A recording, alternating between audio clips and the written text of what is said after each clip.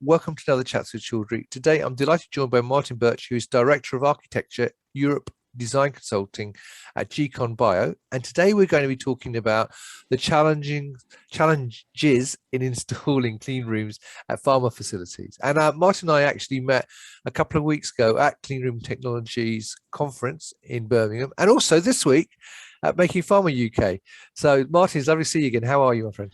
Nice to see you. Thank you very much. Good to see you virtually and also the analog experience that we had together at both those events. So yeah, it makes a change. Normally, very pleased to be here. Thanks for the invitation. Well, it's lovely to see you, Martin. I get to see people first virtually, but with you it was the other way around actually. Before we did this, so that's good to know. Before we start the interview, where are you calling in from out of interest? I'm in Portsmouth in the UK, but GCon are based in Ireland, so the manufacturing site for our product is in Ireland, a place called Castle Coma in County Kilkenny. It's midway between Dublin and Cork, but personally I'm located in the south of England. Lovely, me too. Well, I'm in Surrey. Hopefully it's not as cloudy in Portsmouth today as it is in Surrey. I have to say this is very horrible out there today. It's a bit of a dreary day. So, same here, a little bit overcast, but that's good. All right, well, we're here to brighten each other's days out, Martin, so let's go for it. So before we start talking about clean rooms, for those not familiar with GCon, could you give a quick overview of the business and also a little bit about your own background as well? Okay. Oh, well, myself, well, I've been with GCon just for 2 years now, but I've got 33 years in the life science industry, pretty much all of my career. I'm an architect by profession. I became an architect about 15 years ago. I started off as a designer, but I've worked for a lot of the major A&E organizations over that period of time, predominantly in the design office. I've also spent several years on construction sites, seeing how life science facilities are put together and some of the challenges that you might typically witness, and I've personally witnessed many challenges over multiple projects. So that's been good experience. Worked in a number of countries during that timeline as well. So yeah, for probably the last 15 years, I've worked as a concept architect, working directly with clients and trying to understand their needs and implementing those in designs for new facilities. And for the last 2 years, doing that within the context of GCon PODS. So that's myself. You asked about GCon. So GCon's an organization that's been going for about 12 or 13 years now. They're a Texas-based company. And it started out as there was a project which had a requirement for off-site manufacture of the clean room environment. And it started off as a really a need to fulfill that requirement, and the company grew over that time, and they've been very successful in the US at providing an alternate to traditional construction of clean rooms. And now in the last 2 or 3 years, they've branched out into Europe. So they've partnered with a company called Asgard, who are very well known, very well respected clean room installer. They've been in business for 25 years, and they have the facility in Ireland, so they're our manufacturing partner. So in terms of quality and expertise in clean rooms, we've aligned very much with them. So they manufacture the pods on our behalf in Europe. So we're, as I said, we're quite new. We have delivered one project so far in Germany. We've currently got a project on the workshop, which was completed last year. And we have projects in design and one on the workshop at the moment. So we're just getting traction in Europe, and certainly had a lot of interest. You probably know that it takes a long time from an initial inquiry for any type of project to actually being constructed. It's probably a 12 to 18 month timeline in my experience over the years, from receiving an inquiry from a client to actually breaking ground anywhere, and that's not untypical. So yeah, with GCon and just getting going, we have a standard range of pods. We also do customized pods, and we're able to meet clients' needs from providing a small amount of additional production space, or actually we're very well suited to small CMOs who are just starting up and they're looking at acquiring a warehouse environment or something and putting a small amount of production space. We're able to then fulfill that need quite quickly. And a lot of our inquiries are coming from that direction, as well as the big pharma companies as well. We got a lot of business in the US and now in Europe from some of the established larger organizations that you might be familiar with, but I'm not going to mention them here. Yeah. All right. So for those who are watching who are not aware of this, so just a really basic question. What are clean rooms and why are they so important? Okay.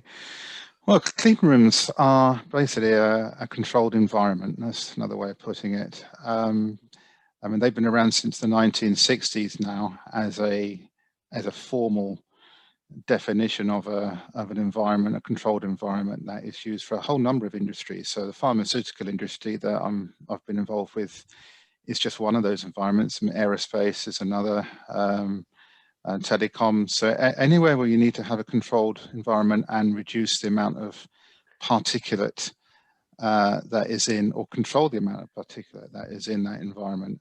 So I mean, just to give you the whole basis of controlling the environment really is about keeping that environment to a certain clean standard and keeping the particulate count, i.e. dust, within a certain range. And that's done by having a completely sealed room, having controlled access to that room, the way people behave in that room, what they're wearing, other items of the room, making sure that there's no possibility for microbial growth that shouldn't be in the room, making sure there's no leakage, and really controlling the quality of the air that comes into that room and then goes out of that room, and controlling the air changes. So there's a whole number of things that have to come together to provide what we call a controlled environment.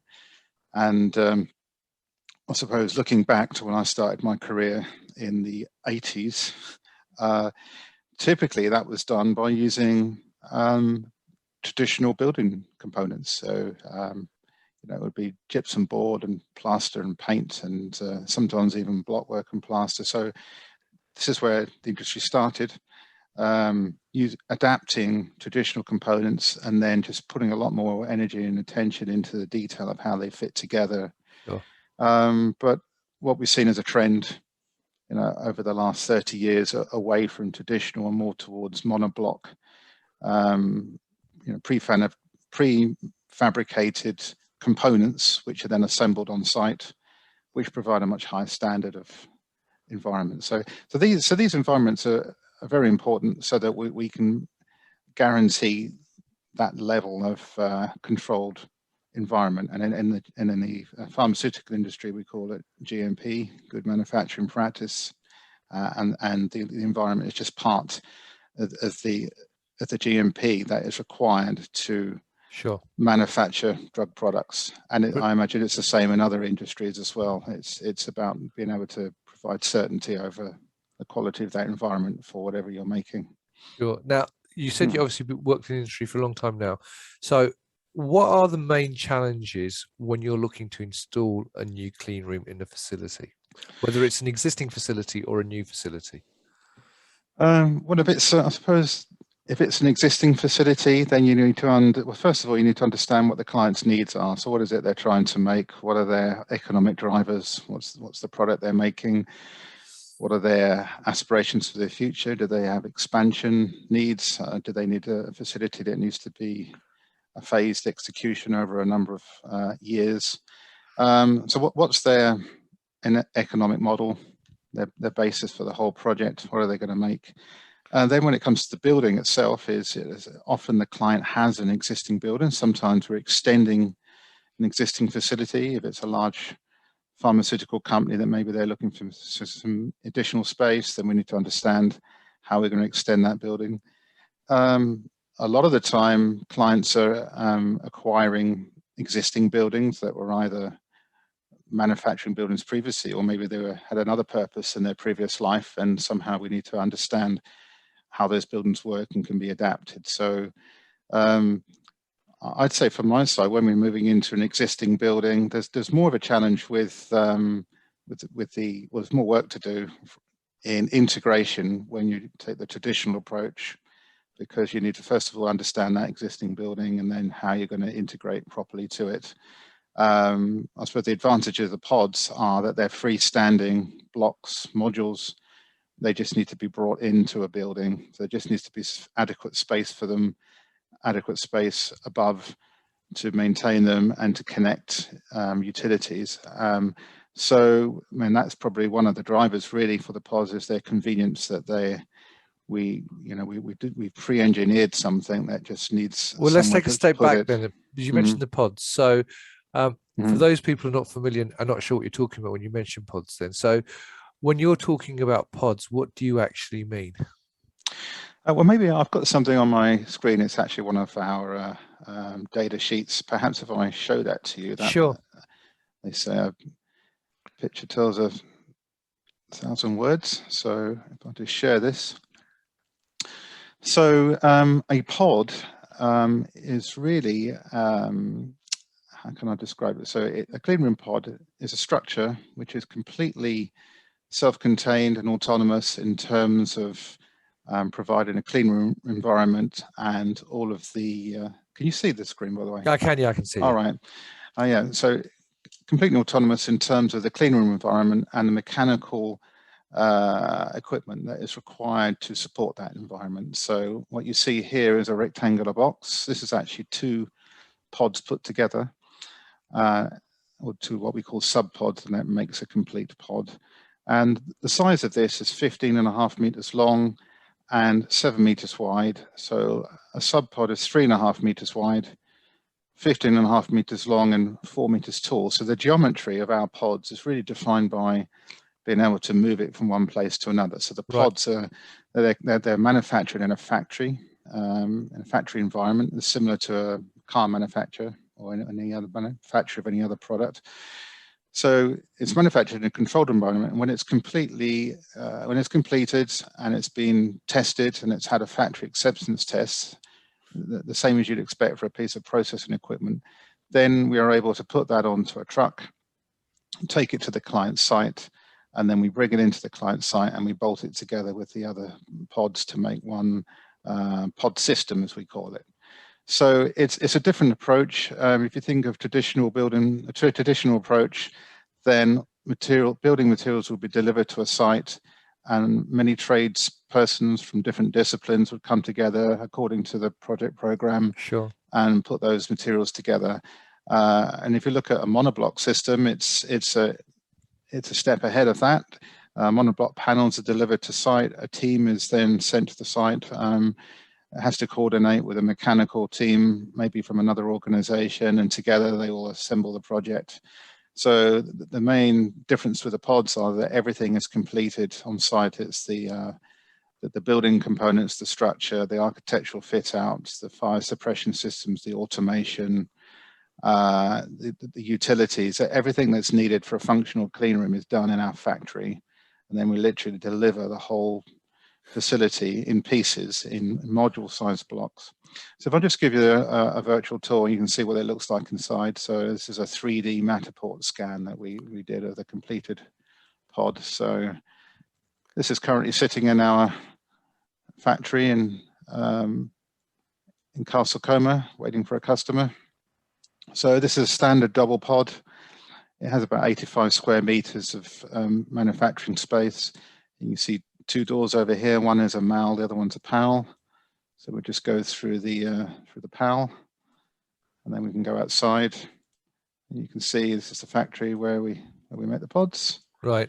So actually, this factory environment, this type of environment it would be the perfect place to put the pods. So if a customer is looking to build a pod facility, they would acquire a warehouse, something similar to this, something with a large environment without too many internal columns and with adequate height, and then they can just bring the pods in and put them together, and then that gives them the finished facility. And we'll just have a quick look in here. So this is the mechanical room where we have our air handling unit and all of the control systems. So everything that's needed to control that environment is in that room. So my question to you there then is, I can understand when you've got a new facility that you've obviously pre-built it off-site, and then you can bring it in a lorry and you can drop it in, or drive it into a warehouse. But if you've already got an existing facility, how easy is it to fit a pod into an existing facility where you may not have that access, if you like, to go in because there's already pre-existing walls and machinery there, etc.? Yeah, that's a good question. Thanks. So, well, actually, a lot of our clients, as I said, they often look for warehouses because a warehouse gives them a large footprint. Right. Typically, a warehouse hasn't got lots of internal columns. It's normally a large span structure because the structure only has to hold up the roof. There isn't an upper floor to the actual storage area. Right. So the warehouse is perfect. And most warehouses have an admin building adjacent to them for offices and all of the personal welfare functions. So a lot of clients that we've worked with either have a warehouse or they're looking at leasing one. And as I said, the floor, there are certain requirements that we have. We have a specification for the host building requirements, and one would be the floor. So the floor needs to be reasonably flat, and in a warehouse it is, because obviously they have forklift trucks, and it has to be of a reasonable quality. It needs to be of a certain height. Typically a warehouse has some sort of air conditioning to keep the humidity and temperature within a certain broad range. So typically most of the buildings we've been asked to go into or to look at going into are suitable. We do sometimes get clients who have a building that's not suitable. So for example, a multi-story concrete building would have if it's multi-story, it'd have a lot of columns close to each other. That wouldn't be as suitable. And sometimes the height is only just enough for the pod, but not enough to stand on top of the pod. So sometimes clients do come to us with buildings that aren't ideal. Having said that, the one project we have done in Germany, in a place called Marburg, for a client, actually went into a concrete multi-story building on an upper level. It's a very difficult site to get to and very restricted, but we designed it so that it would fit. We took a piece of the wall away and slid the pods in. So as long as there's from a geometry point of view, there's enough width and height and length, then we can get the pods in. But the best environment would be a warehouse. And obviously, if it's a new building, if we're looking at a new build, then we would encourage our partners to design a building which is similar to this. Yeah. Fantastic. Okay, so that's the virtual bit done, and it looks very impressive actually. Yeah. So another question I've got for you then is, obviously, if you're looking at pharma these days, there's a lot of new therapies out there that people are developing and using. So the traditional small molecules, there's a shift over to sort of viral vectors and biologics and various other forms of therapies.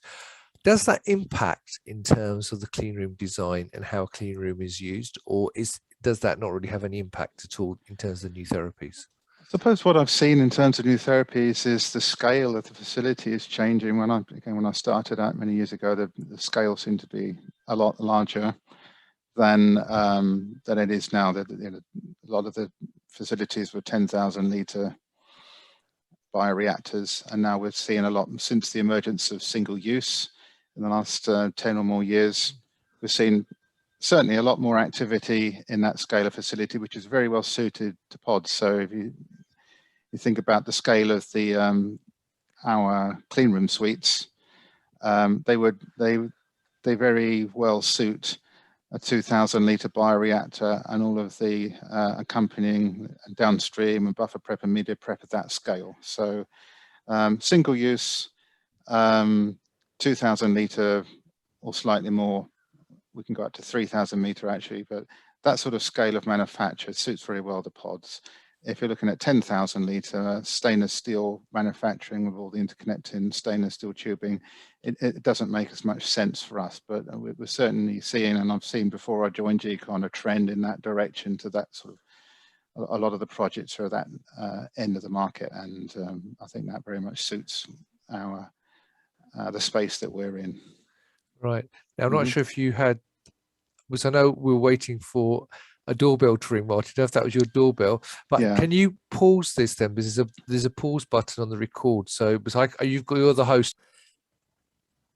And we're back. So Martin's answered the door and he's back at his desk. So, so Martin, we were talking about obviously the development of new therapies and clean rooms. So I suppose looking ahead though, what do you see are the future trends in terms of clean room developments and obviously modular design? You know, I mean, because I know you've already got your pods as you explain, and you've got some set sizes and so on that you do. Do you think there will be greater demand in terms of that modular format and that sort of prefabricated? Because I know, because I used to work in the construction industry in terms of exhibitions many years ago, and I know there was a huge growth of prefab buildings and people building off site and bringing in bathrooms, kitchens, and building them like that. And I'm not sure how that's developed since then. That was about 10 years ago. So do you think the trend is now moving towards sort of prefab development in terms of a lot of facilities, so that it gives manufacturers flexibility in terms of what they can do? And also, I suppose that leads on to another question. The sub question is, how flexible is it that once you prefabricated a pod, that you can change the configuration if you need to, because it is already prefabricated? Okay, a few questions there. Yeah, I'm doing my best to answer them all. Well, I think the trend has always been towards a modular future. Sounds like the title of a white paper, doesn't it? So, as I mentioned earlier on, when I started in the industry, it's very much stick built. Okay, and I think the trend has been towards trying to manufacture as much off site as you can. Even whether it's casework, and you know that used to be the way things were done many years ago, that components were brought to site and people would fabricate benches or a cupboard space, but now that's all off-site manufactured. I'm not just talking about the clean room industry, but as you mentioned, other industries, sure, hotels and airports, all kinds of construction environments, sure, and even domestic to a certain extent, things are pre-manufactured. And in fact, the first time I saw pre-manufactured, I was working in Germany many years ago, and I was on a construction site, and I saw my first prefabricated house, and it just arrived on a truck. And this was in the early 90s, and within a day or so, the walls were up and everything. There was a house there. Previously, it was just a basement that I'd helped to dig out for the last few weeks, and then all of a sudden, this house appeared, and it intrigued me very much. And throughout my career, I've often thought, why can't we do that with you know, with other types of building? And of course, you know, it has happened, and you know, we've seen modular panels in the clean room industry as part of that journey, and now part of the journey is off-site modular pods, as we call them. So I absolutely do see them as a future, and I'm not saying that from someone who's just joined the industry. I've been, you know, after 33 years sure, working in the industry and on construction sites and seeing some of the challenges, I absolutely believe that to manufacture a clean room, especially a critical environment like a clean room, where you do need specialist trades. This is the thing, you see, if you look at a traditional, you don't see much traditional clean room construction in Europe now. It's more in the US, where there's still a lot of it. But when you're bringing in the tradespeople to put those components together, one day they're working on an airport or on some houses, and the next day they're putting up drywall in the clean room. It's no different to them. Okay, so you need, it's just that educating all of the trades about what it is they're trying to achieve at the end. And I think really from a customer's point of view, if they're taking on a pod, they know they've got that certainty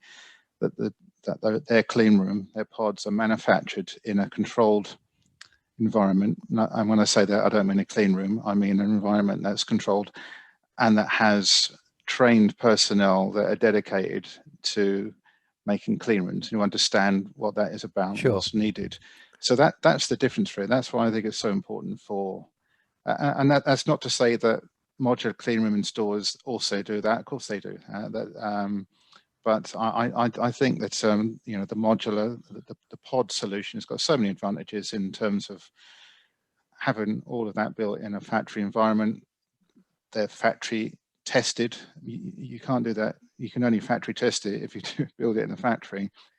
And the pods can be relocatable at the end of the facility's useful life. Let's say, the facility life might be 10, 15 years for a run of product. Often at the end of that time, the facility might be disregarded or partially disregarded, and it's demolished and then reconfigured. So to answer your question, yes, you can reconfigure the pods. I mean, if they're designed for single-use mobile equipment, then obviously you can reconfigure them. But the pods could be then taken out the building, put back on a truck. They can be sent back to the factory and sold on to another client, or they can be repurposed by the same client in another geographic region. There's all kinds of possibilities to recycle and upcycle them, whereas a traditional build or a modular build, once you've installed it into a facility, if you want to reconfigure, or if you want to return that building back to the leaseholder, you need to demolish and lose that asset, whereas the pods are an asset as opposed to a liability at the end of the facility's life. So, and actually in the US, I mean, as I said, the company's only been going for 12 years, and that's probably the lifespan of some product lines. So we're just starting to see some pods coming back and being repurposed and sold on to new clients. So they're, in terms of recycling and green credentials, sustainability, I suppose it's a bit of a first to have a facility that can be repurposed and used somewhere else. So well, that leads which is another question in my head, which was that you mentioned they come back. So are the clean rooms leased or bought, or how does that work then in terms of the model, if you like, when you're looking to get a modular or a pod? You can do either, actually. So we will sell them. That's typically clients ask us for a price to install, the total installed cost for the pods. So when they first come to see us, typically they have an indication of what their process is. We'll integrate that into the pods, and we'll give them a quotation with a certain plus or minus, and to buy them. But leasing is something that we offer as well. So clients can lease the pods just the same as you can lease a car, and at the end of its life they can hand it back, or they can lease to buy. So there's a number of options around that. Again, so that's something I've not heard of in the past. I believe you can lease static clean rooms as well. Not quite sure how you hand them back at the end of the lease, but I think there are financial options to lease rather than to buy. But certainly with the pods, you can lease them and then give them back, and then they go on to have another life somewhere else. Brilliant. Okay, well, that's all I've got to ask you today, actually. But we've covered quite a lot of ground, actually, I think. I mean, my final question, I suppose, is what do you see the future for clean room technology then, in terms of the development? I mean, do you think, you touched on it a little bit in your answer just before, but do you think in the future all clean rooms will now go down that sort of prefabricated route, or do you think there still will be a place for the sort of traditional clean room as it stands now?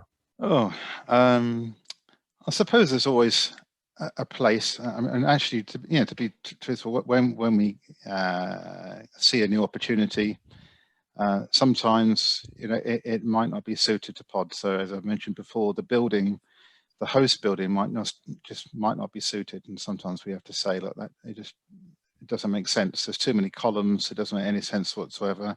Sure. If it's a large ballroom, a really large ballroom, we can do ballrooms, but if it's a large ballroom and that's the facility, then doesn't always make economic sense for the pods. I suppose the pods make sense where you need a relatively small amount of, well, we can do small and large, but let's say if you wanted a pod like the one I just showed you there on the virtual tour, we can deliver that in 3 months. So if a client is looking for a small amount of space, say a dispensary or something to go into a warehouse, or a cluster of 10 pods, and it's based on our standard design. If it's based on our standard pods, we can deliver them in 3 months. If we have to configure them, it's a little bit more. But the advantage of us with pods is that it's pre-engineered, pre-designed. So if you think about that whole process you have to go through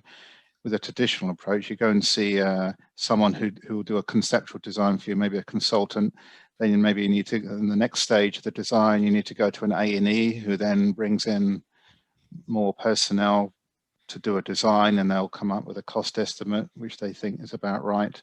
And then they have to go through the whole procurement route to find a number of people that could possibly supervise that project and do the installation. And then you need to go to the next. So there's quite a protracted route to go through to build a traditional facility. So there's it's very convenient for some clients to come to us, and then we'll do the design and the manufacture, and we'll give somebody a price for it and a timeline in quite a short period of time. There's still enabling works that need to be done to put the pods into the building, but it really does compress the decision process. We always, as I've mentioned a couple of times, we like to compare our product to buying a car. You know, if you buy a car, you get a price for the car, and then you add on your accessories, and you get given a timeline when it's going to be delivered, and you know that it's built in a factory to a high standard, and it's going to be delivered on the date that you said it would, more or less, and you know it's going to be of a certain standard. It's going to be the same as the one in the showroom, more or less. Yeah. They're not going to bring a bag of parts and assemble it in your front yard. It's not going to be different to any of the other cars. The price is going to be fixed. There's no risk, because the company takes the risk, and they'll deliver it to you as they said they would. They're not going to deliver the car and say, look, we had a bit of a problem in the factory, so we're going to charge you double, and by the way, it's your fault, you know, because you didn't make up your mind. So it's a very controlled, predictable outcome, and I think that's what's attracting a lot of the customers, and I think that's where the future is: predictability in the outcome, in quality, and cost, and schedule. Speed, isn't it, as well? Because I think these days, particularly where you're looking at faster turnaround periods in terms of production, and people are looking to get things to market quicker.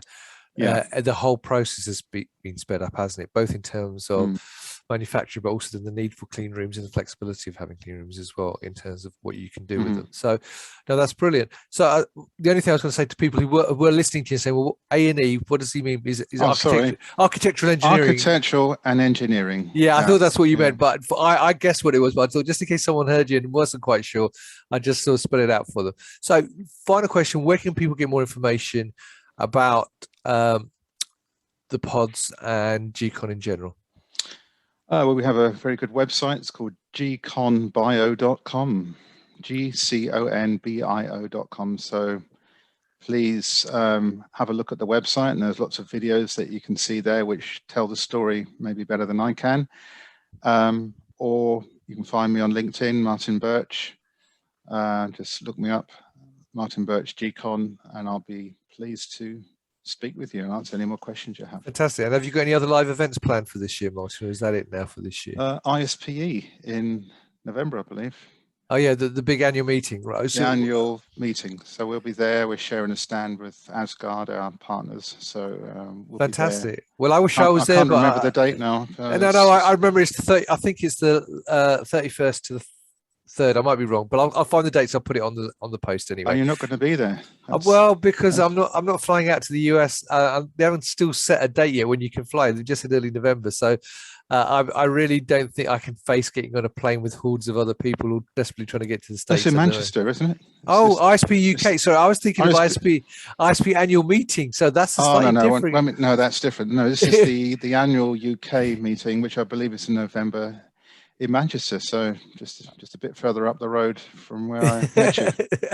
Well, maybe then I will be going to that one. We shall see. So, and if we do that, I look forward to seeing you then. So, Martin, thank you very much for telling me all about You're welcome. the modular pod systems that you've got. I mean, it is genuinely interesting to learn about that. And it's also another area that I think that people don't always understand.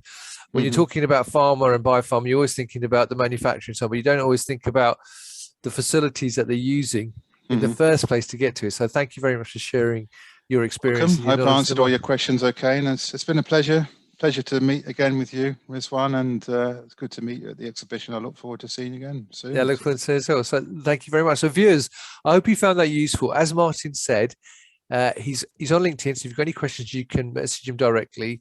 The website address will be above the video as well, so you can click on that and find out more and check out the virtual tours that Martin also showed. And also you can meet the GCon team, both in ISP Manchester, and I'm sure they're going to be at ISP annual meeting in Boston if you're in the US and you're there as well. So because I know GCon are a lot of shows globally anyway, and they attend a lot. So so you get more information there. So all this is Martin. Thank you very much once again. I look forward to maybe seeing you in Manchester for the ISP UK event. And so thank you very much for that. And thank you viewers for watching as always. And until next time, stay well and stay